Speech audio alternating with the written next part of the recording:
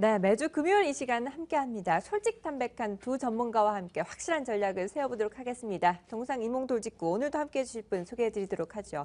IBK 투자증권 판교스탁 나온지의 정경민 팀장 그리고 김종효 위원과 함께합니다. 안녕하십니까? 네, 안녕하세요. 네, 일주일 사이에 또 많은 변화들이 있었습니다. 시장의 단연 화두라고 할 수 있죠. 제일모직과 삼성물산의 합병 소식이 전해지면서 시장 그 외의 종목들에 상당히 미미한 반응을 보여줬습니다. 물론 어제 차익 실현 매물이 좀 출회가 되면서 조정을 받고 있긴 합니다만 또 삼성전자와 삼성 SDS 합병설까지 돌면서 관련주들 계속해서 강한 흐름 보여주고 있는데요. 이제 삼성 SDS 쪽으로 다시 무게를 좀 더 실어봐야 될까요? 어느 정도는 뭐 좀 일리가 있는 얘기가 아닌가 좀 생각이 들고요. 네. 물론 이제 뭐 삼성 그룹 안의 지배 구조의 문제지만 어느 정도 이제 명분이 갖다 붙으면서 이런저런 퍼즐 조각이 좀 맞춰지고 있는 것 같습니다. 결론적으로 현재 컨셉은 싼 주식으로 비싼 주식을 받을 수 있다라는 컨셉과 과도한 밸류에이션이 어느 정도 좀 물타기가 될 수 있다라는 점을 들어서 이제 뭐 삼성전자를 비롯해서 뭐 삼성물산, 제일모직, SDS, 삼성생명 등의 주가가 좀 변동성을 많이 보였습니다. 저는 뭐 약간은 좀 긍정적으로 이 이슈 자체만으로도 어느 정도는 좀 긍정적으로 볼 수 있는 부분은 있다 이렇게 좀 짚어드리겠고요. 이제 남은 퍼즐 짚어주신 대로 삼성 SDS와 삼성생명 같은 경우에는 트레이딩 관점에서는 좀 접근해 볼 수도 있는 그런 여력이 있다라고 좀 말씀을 드리고 싶습니다. 그림 하나 보면서 좀 빨리 짚고 넘어가도록 하겠습니다. 삼성의 지배 구조에 대한 그림인데요. 뭐 이번 주에 뭐 많이 보셨을 것 같습니다. 지금 여러 가지 회사들의 이제 각종 그 지분율을 지금 나타내고 있는데 삼성 지배 구조의 핵심은 다들 아시다시피 삼성그룹의 절반 이상을 차지하고 있는 삼성전자를 이제 3세들이 어떻게 지배를 해 나가느냐 이제 이게 핵심이 되겠습니다. 지금 나왔던 것은 이제 삼성물산과 제일모직이 합병을 해서 이제 합병 기업이 이제 삼성물산이 되는 것이고요. 이에 따라서 삼성물산이 보유하고 있던 4% 정도의 삼성전자를 지분을 이제 지배하는 그런 효과를 가져온 거죠.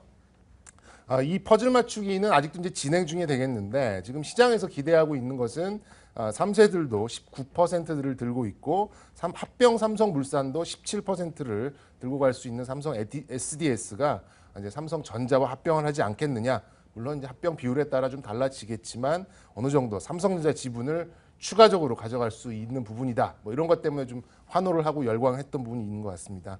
가장 쉽고 명확한 방법이기에 뭐 좀 큰 이변이 없는 한 이 수순을 밟아가지 않을까라고 좀 조심스럽게 좀 예측을 해보겠고요.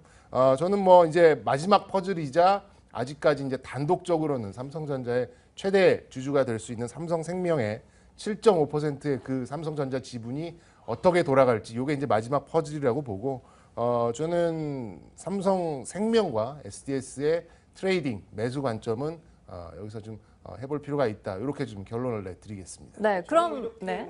일단 뭐 중요한 거는 머리와 몸통이라는 거죠. 그래서 뭐 다른 거 생각할 필요 없이 또 여러 가지 뭐 시나리오들을 전문가들이 그리고 있는데 그 시나리오가 최근에 계속 안 맞고 있죠. 그러니까 삼성이 어떤 식으로 어떤 방향으로 전개할지 뭐 큰 방향만 보시면 된다. 그래서 크게 보면 무조건 삼성전자와 삼성생명을 필두로 해서 양쪽 산업을 지배하는 구조로 갈 가능성이 높고 그다음에 뭐 이세현 뭐 사장의 부사장이라든지 아니면 이부진 사장이 운영할 수 있는 그런 산업들은 아예 밖으로 떼내버릴 가능성이 높다라는 거죠. 그래서 그런 측면으로 가게 되는 큰 그림만 놓고 보게 된다면 머리와 몸통만 가지고 있으면 된다. 그래서 예전부터 제가 꾸준하게 드렸던 말씀이 삼성의 지배구조 관련돼서 삼성전자, 삼성생명, 그다음에 뭐 제일모직 같은 종목군들에 관심을 가지고 이 제일모직과 삼성물산이 합쳐지게 됐으니 이 종목까지 포함해서 이 종목군들만 장기적으로 관심을 가지고 가면 된다. 단기적으로 이걸 뭐 이슈가 뭐가 나오기 때문에 이걸 쫓아가서 이걸 사고 저걸 팔았다가 이렇게 하겠다라는 것은 뭐 이 삼성 관련된 소식을 미리 100% 맞힐 수 있는 사람이나 할 수 있는 그런 투자 전략이고요. 그건 아무 의미 없다라고 보고 있습니다. 그래서 제 생각은 여전히 통합 삼성물산과 함께 그다음에 삼성전자, 삼성생명에 대한 꾸준한 저가 분할 매수는 필요하다. 만약에 이게 어렵다면 삼성그룹 ETF를 사라 이렇게 좀 말씀을 드려야 될 것 같고요. 그다음에 삼성 SDS는 삼성전자와 합병할 가능성. 근데 삼성전자와 그냥 합병하기보단 아예 삼성전자 홀딩스를 만들어서 뭐 분할할 가능성도 계속 얘기가 나오고 있는 상황이거든요. 그래서 뭐 단기적인 모멘텀은 조금 전에 말씀해주신 대로 저도 단기적으로 이제 삼성 SDS 쪽이 가장 좀 핫하게 움직이지 않을까 이렇게 보고 있습니다. 네, 역시나 삼성 SDS에 좀 더 포커스를 맞춰보자라는 의견까지 확인을 해봤습니다. 이 지배구조 개편에 대기업들이 박차를 가하면서 삼성뿐만 아니라 또 원샷법에 대한 또 어느 정도 중요한 부분들이 가닥이 잡혔습니다. 그러면서 다른 그룹들은 또 어떻게 진행이 될까 궁금해하시는 분들이 많거든요. 한번 쭉 정리를 좀 해주시죠. 네. 어제 글로비스 주가가 좀 불안도 움직였어요. 아무래도 네. 그런 것들을 좀 반영한 게 아닌가. 누구나 생각할 수 있는 게 뭐 현대차 그룹 바로 떠오르지 않겠습니까? 그래서 이제 네. 여러 재벌 그룹 좀 정리를 해드리자면 좀 그림을 보면서 좀 말씀을 드리겠습니다. 최근 이제 원샷법 얘기가 지금 나오면서 계속해서 지배구조 관련된 이슈가 지금 시장의 한 축이 되고 있는데요. 첫 번째로는 이제 좀 눈에 띌 수 있는 게 이제 한진이 이제 그 정석 기업 3세들이 갖고 있는 정석 기업이 한진 칼과 합병을 하면서 이제 사실상 지배구조의 어떤 큰 틀이 지금 완성이 돼 간 거고요. 그 다음으로 이제 꼽아볼 수 있는 게 이제 SK그룹이죠. 이제 옥상옥 구조를 해소를 한 과정에 있는데 SK와 SK CNC를 합병하면서 큰 그림상 어떻게 본다면 뭐 삼성으로 말하면 제일모직과 또 뭐 삼성생명과 이런 이제 구조를 완성시킨 게 아닌가라는 생각이 듭니다. 그 다음에 이제 핫하게 나와 있는 게 이제 현대차 그룹인데요. 현대차 그룹 같은 경우에는 아직 여러 가지 변수가 많이 남아 있습니다. 그래서 어떤 식으로든 현대 정의선 부회장이 현대 모비스를 통해서 그룹의 지배를 가져가야 되는 부분이 있기 때문에 이 부분은 좀 시간과의 싸움이 아닌가라는 좀 생각이 들고 결론적으로 본다면 현재 현대차 같은 경우에는 모비스, 현대 모비스를 가지고 그룹을 어떻게 컨트롤할지 요거에 대한 시간 싸움이 계속해서 좀 전개되지 않을까 좀 이렇게 좀 짚어드리겠습니다. 네, 그래서 사야 되는 종목은 뭡니까? 저는 SK하고 예, 현대 모비스를 시간과의 싸움을 한번 즐겨보셔라 이렇게 좀 요약을 드리겠습니다. 네, 알겠습니다. 시원하네요. 위원님은 어떻게 보시나요? 동의하시나요, 이 의견에? 네, 뭐 큰 틀에서는 동의하고요. 그래 우리가 살펴봐야 될 건 이것도 마찬가지라는 거죠. 단기적인 그림으로 뭐 원샷법 때문에 오른다? 그럴 수 있겠죠. 원샷법 때문에 오를 수는 있는데 과연 이게 끝이냐라는 겁니다. 그래서 큰 그림을 보고 접근하는 사람들은 원샷법 자체가 중요하지 않다라는 거고요. 오히려 기업의 몸통이 어떤 기업이 될 것이냐, 그리고 지금 3세 그룹으로 넘어가는 과정에서 핵심적으로 지분을 갖고 있는 기업이 뭐냐, 이 부분만 살펴보면 된다라는 거고요. 그런 측면에서 저는 뭐 큰 그림을 보고 지배구조 관련된 ETF를 뭐 산다든지 아니면 그 그룹의 지배회사가 될 수 있는 혹은 지주회사가 될 수 있는 종목군들 아니면 이미 지주회사인 종목군들을 꾸준하게 매수해 나가는 것이 바람직하다라고 보고 있습니다. 그래서 관련된 종목으로서는 저도 뭐 탑픽으로서는 저평가 국면, 그 향후 현대차 그룹의 뭐 제자리 찾기 과정에서 현대모비스가 가장 좋은 모습을 보일 걸로 보고 있고요. 그 다음에 이제 SK도 뭐 좋아 보이지만 롯데쇼핑이나 GS, 한진 같은 그런 종목군들도 전반적으로 좀 관심을 갖고 접근하시는 게 좋지 않을까 이렇게 판단하고 있습니다. 네, 롯데쇼핑이나 한진까지 두 분의 의견이 상당히 비슷하네요. 조금 확인을 제가 해봤습니다. 첨언을 네. 드릴 게 있는데 네네. 제가 좀 중간에 멘트를 하다 좀 이렇게 뛰어넘은 게 좀 있어요.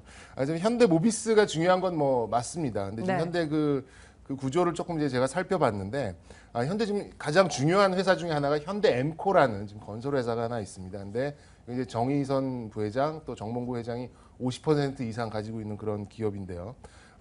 배당 성향이 50%가 넘습니다. 그러니까 이익을 다 두 부자에게 이제 나눠주고 있다라는 거죠. 그래서 시간과의 싸움이라고 말씀을 드렸는데 과연 언제 어디까지 기다려야 되느냐 요거 말씀을 드리고 싶어서 이 말씀을 드리는데 이 현대 엠코가 이제 현대차가 그 매입한 한전 부지를 개발을 할 때 이런 요거 개발할 때 아무래도 좀 독점적으로 공사를 맡기겠죠. 그래서 그 이익에 대한 부분을 배당으로 받아서 그 돈을 가지고 재원을 마련을 하고 또 이노션 상장 부분 요 부분을 또 재원 마련이 돼서 현대모비스를 가져가고 이런 부분이 있기 때문에 글쎄 뭐 한 2, 3년간의 좀 충분한 시간을 가지고 좀 접근을 해야 되지 않을까 요걸 좀 짚어드리고 싶습니다. 네, 지난달에 이항영 전문위원도 현대건설의 그 한전부지와 관련해서 지금 투자를 해야 된다라고 말씀하셨는데 네. 그 의견과 동의하시는 거죠? 비슷한 거죠. 근데 좀 네. 시간과의 싸움이 좀 지루할 수가 있다 그렇게 좀 말씀드리고 싶습니다. 네, 어쨌든 상승 모멘텀은 유효하나 그 타이밍이 언제 나타날지는 아직까지 모르는 측면이 있습니다. 자, 어쨌든 이렇게 대기업들이 지배구조 개편에 박차를 가하고 있습니다. 시가총액 상위 종목들 그런데 주가 흐름은 시큰둥합니다. 그 안에서 두드러지는 종목이 있는데요. 바로 SK 하이닉스입니다. 물론 한국신용평가에서 신용등급을 상향 조정했고 또 외국인이라는 강한 수급을 든든하게 뒤에 떡하니 버티고 있다 보니 주가가 날개를 달면서 시가총액 2위까지 올라왔는데요. 과연 이 자리를 계속 지켜낼 수 있을까요? 어떻게 보시나요, 위원님? 네, 뭐 저는 글쎄요, 뭐 시가총액 2위 자리가 그렇게 중요한가요? 지금 그렇게 두 개가 차이가 많이 나지 않거든요. 그러면 네네. 앞으로 차이를 계속 벌릴 거라면 의미가 있는데 차이 없이 두 종목이 비슷한 수준에서 계속 뭐 등락을 거듭한다라면 뭐 2위 자리 자체는 의미가 없다. 다만 우리가 의미 있게 봐야 되는 것은 IoT 시장을 포함해서 자동차 컨버전스 이런 것들이 계속 나오고 있기 때문에 네. 결국은 디램 수요가 앞으로도 늘 수밖에 없다라는 게 핵심 요인이고요. 그래서 이 종목에 대해서 관심을 높일 수밖에 없다. 다만 위험 요인은 뭐냐면 주식수 너무 많다라는 것. 그리고 또 하나 이제 위험 요인이 뭐냐면 뭐 디램이라는 게 어차피 시황을 탈 수밖에 없다라는 점에서 앞으로 이제 부담 요인 자체는 뭐 존재하고 있습니다만 저는 일단 구조적으로 지금 올라갈 수 있는 구조기 때문에 현재 이 종목에 대해서는 여전히 매수 관점 가져가고 있고요. 뭐 현재 추세대로라면 현대차보다는 SK하이닉스가 좀 더 시총 2위를 올해 유지할 가능성이 있지 않나 이렇게 좀 보고 있습니다. 네, 매분기 사상 최대 실적을 내놓고 있는 SK하이닉스 지난달까지만 하더라도 주가가 현재 파격 세일 중이다라는 평가까지 했었는데요. 아직까지 세일 기간인가요? 뭐 저는 이제 제 가격대에 거의 온 것 같다라고 아, 그래요? 좀 생각이 드네요. 네. 아무래도 전고점이 이제 5만 2, 3천 원대 지금 거의 5만 원 가까이 지금 왔기 때문에 뭐 이건 반사적으로 해도 꼭 뭐 전문가가 아니더라도 반사적으로 조금 이제 부담감을 느낄 수 있는 그런 위치라고 생각이 듭니다.